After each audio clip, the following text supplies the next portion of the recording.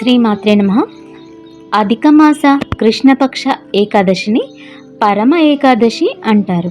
అయితే అధిక మాసంలో వచ్చే ఒకే ఒక్క ఏకాదశి మీ జీవితంలోని దారిద్ర్యాన్ని తొలగించి శ్రీ మహావిష్ణువు అనుగ్రహాన్ని ప్రసాదించడానికి కారణమవుతుంది. ఈ ఏకాదశిని ఎవరైతే భక్తితో శ్రద్ధతో ఆచరిస్తారో అనేక జన్మల పాపాలు నశించి ఐశ్వర్యం, ఆరోగ్యం, సుఖశాంతులు లభిస్తాయి అనేది పురాణాలు చెబుతున్నాయి. పరమ ఏకాదశి అంటే ఏమిటి?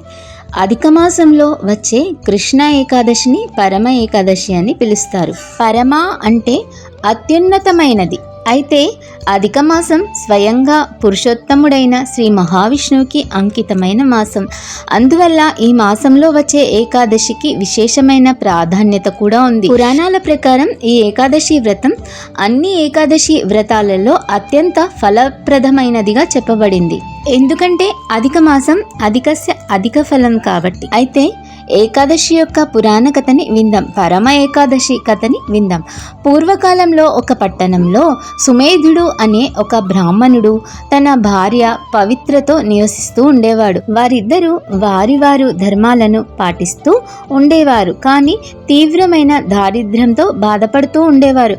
కొన్ని రోజులు వారికి తినడానికి ఆహారం కూడా ఉండేది కాదు. అయినప్పటికీ వారు భగవంతునిపై విశ్వాసం వీడలేదు. ఒకరోజు వారి ఇంటికి ఒక మహర్షి విచ్చేశారు. వారిని భక్తి శ్రద్ధలతో ఆదరించిన సుమేధుడు తన బాధలను మహర్షికి వివరించాడు.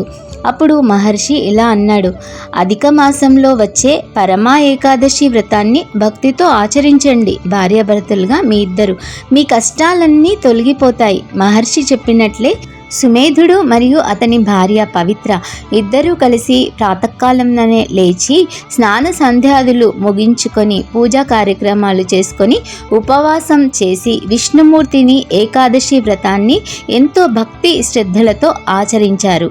వారి భక్తికి మెచ్చిన శ్రీ మహావిష్ణువు వారికి అఖండ ఐశ్వర్యాన్ని లక్ష్మీదేవితో పాటు వచ్చి ఐశ్వర్యాన్ని సుఖ సంతోషాలని ప్రసాదించాడు.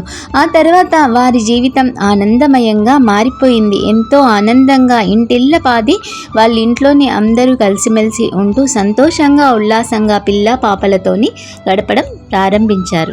ఈ విధంగా ఎవరైతే పరమ ఏకాదశి వ్రతాన్ని పాటిస్తారో వాళ్ళందరికీ కూడా సుఖ సంతోషాలు లభిస్తాయి అనేది మనకి పురాణ కథలు చెబుతున్నాయి.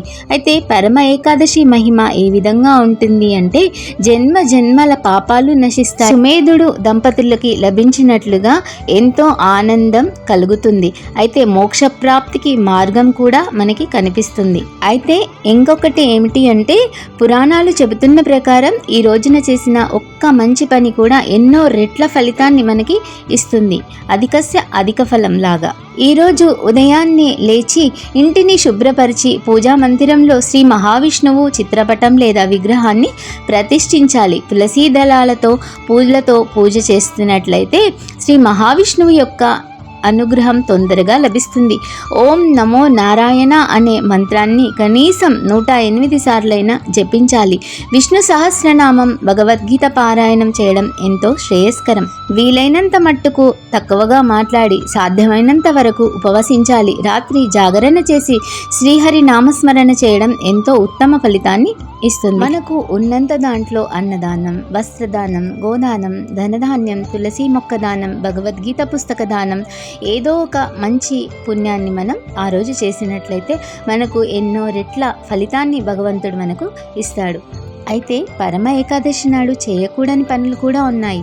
అవి ఏమిటి అంటే కోపం, అబద్ధాలు, ఇతరులను బాధించడం, మాంసాహారం సేకరించడం, మద్యపానం తాగడం, నిందలు గొడవలు చేసుకోవడం. ఇవన్నీ పూర్తిగా నివారించుకొని మనసుని అదుపులో ఉంచుకోవడమే ఏకాదశి యొక్క విశేషమైన పూజ. మనసుని అదుపులో ఉంచుకొని భగవద్ధ్యానంలో ఉన్నట్లయితే మంచి ఫలితాలు లభిస్తాయి. దరిద్రం తొలగిపోవడానికి, సుఖ సంతోషాలు కలగడానికి, ఆరోగ్యాలు మంచిగా ఉండడానికి ఈ కథను విన్నా కానీ ఎన్నో రెట్ల ఫలితాన్ని మనం తీసుకోవచ్చు. మహాలక్ష్మి చ విద్మహే విష్ణుపత్ని చ ధీమహి తన్నో లక్ష్మి ప్రచోదయాత్. శ్రీమాత్రే విష్ణుమూర్తి అనుగ్రహ ప్రాప్తిరస్తు. లోక సమస్త సుఖినో భవంతు. జై శ్రీరామ్.